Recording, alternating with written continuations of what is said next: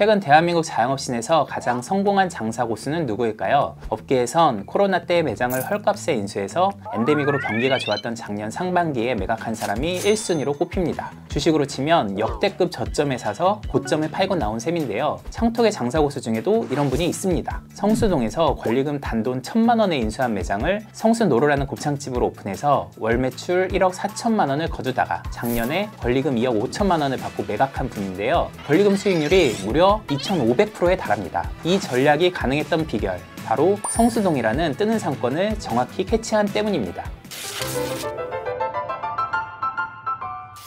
안녕하세요, 창톡의 노승욱입니다. 창톡이 자영업 트렌드 2024를 발간합니다. 전국 장사 고수 31명을 인터뷰하거나 기고문을 엮어서 각자가 전망하는 2024년 자영업 트렌드를 제시한 책입니다. 평균 업력 10년 이상, 보급형 백종원 분들의 실전 노하우가 가득하니까요. 장사하시는 분들이라면 한 권씩 구매해서 읽어보시면 도움이 되실 겁니다. 오늘은 이 책에 나오는 주제 중에 하나를 소개해 드릴 건데요. 바로 성수동 상권에 대한 분석과 전망입니다. 성수동은 작년 크리스마스 때 서울시 추산 28,000명의 인파가 몰린 아주 핫플레이스입니다. 이 정도면 명동, 홍대, 강남, 건대 입구에 이어서 5번째로 많은 인파였습니다. 성수동에서 4년째 장사 중인 김상혁 독특한 녀석들 대표는 성수동 상권이 앞으로도 지속 성장할 것이란 관측을 내놨는데요. 이유는 상가에 대한 수요 대비 공급이 부족한 때문이라고 합니다. 스타트업 등 각종 기업이 속속 들어서면서 배후 수요는 늘어나는데 상권은 연무장길을 중심으로 비교적 한정돼 있다는 겁니다. 성수와 반대되는 사례는 홍대 입구 상권입니다.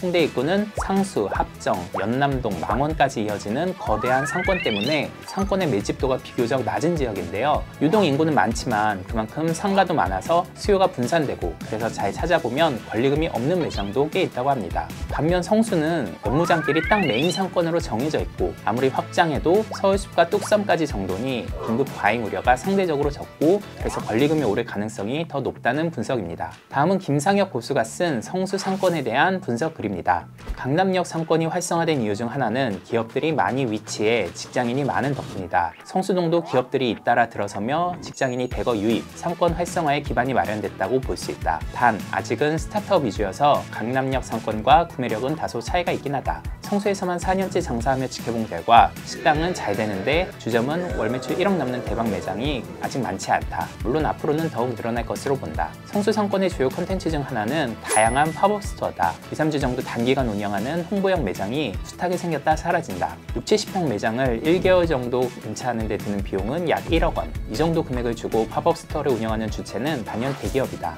성수를 즐겨 찾는 MZ세대 고객을 타겟으로 브랜드 마케팅을 하기 위해서다. 팝업 스토어는 마케팅의 중심 무대가 온라인에서 오프라인으로 다시 넘어오고 있음을 보여준다.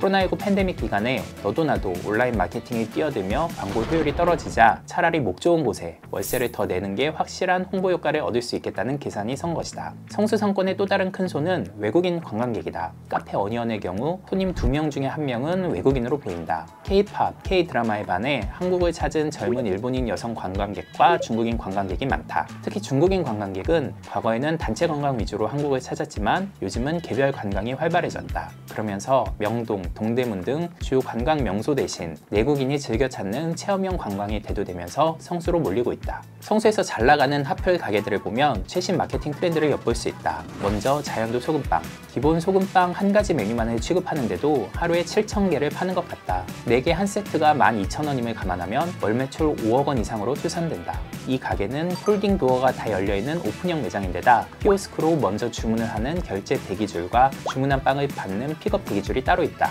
손님 1명이 2번씩 줄을 서니 손님이 몇 명만 와도 멀리서 보면 줄 서는 매장으로 인식된다. 게다가 빵은 금방 포장되니 회전율도 높아 보인다. 행인들로 하여금 나도 줄 서볼까 하는 구매 심리를 자극하는 시스템인 것이다. 조개구이 전문점 조개도도 줄 서는 맛집이다. 바닥에 자갈을 깔아 바닷가에 온 기분을 느끼게 한다. 값비싼 가구로 인테리어를 꾸미는 가게들이 많은데 색다른 곳에 저비용으로 포인트를 준 것이 인상적인 매장이다. 칵테일바 신데렐라는 세계 최초로 3D 프린터를 활용해 칵테일 잔 홀더를 만들었다. 수제와 거리라는 성수동의 문화 콘텐츠를 3D 프린터라는 최신 기술과 접목해 새로운 볼거리, 즐길거리를 제공한다. 신데렐라는 입구를 찾는 것부터 체험이 시작된다. 일반 문이 아닌 배종시계를 밀어야 문이 열린다. 메뉴명도 잃어버린 유리구두를 찾다 만난 흰살 스테이크, 요정이 좋아하는 호박 파스타 등 이색적인 매력적이다. 동화 속 주인공이 된 기분을 만끽하게 해준다. 성수는 앞으로도 계속 잘 될까? 피자의 대답은 그렇다이다. 성수는 서울숲과 한강이 가까이 있어 예쁜 카페나 식당에 들어서기 좋은 천혜의 감성 상권이다. 서울시가 2030년까지 총 1조 7천억 원을 투입, 성수동에 스타트업 1000곳이 입주할 수 있는 세계 최대 규모의 창업 지원 시설을 조성하기로 하는 등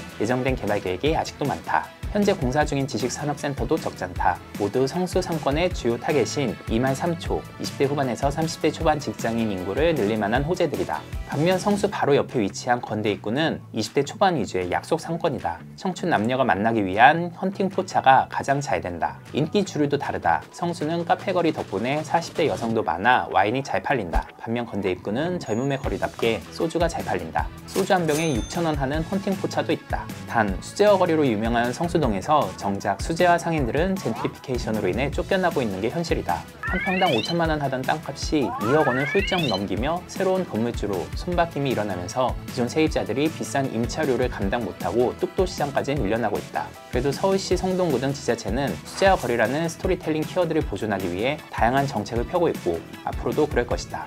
외국인 관광객은 상당수가 정부나 지자체가 만든 팜플렛을 보고 찾아오는 만큼 성수동의 정체성과 지역 자원을 마케팅에 잘 활용한다면 로컬 크리에이터로서 틈새 시장을 개척할 수 있을 것이다. 지금까지 성수 상권에 대한 김상혁 대표의 분석과 전망을 전해드렸는데요. 보다 자세한 이야기를 듣고 싶은 분들은 자영업 트렌드 2024 책을 참조하시거나 김상혁 고수와 직접 1:1 상담을 신청해 보시기 바랍니다. 그럼 오늘도 대박 장사하세요. 감사합니다.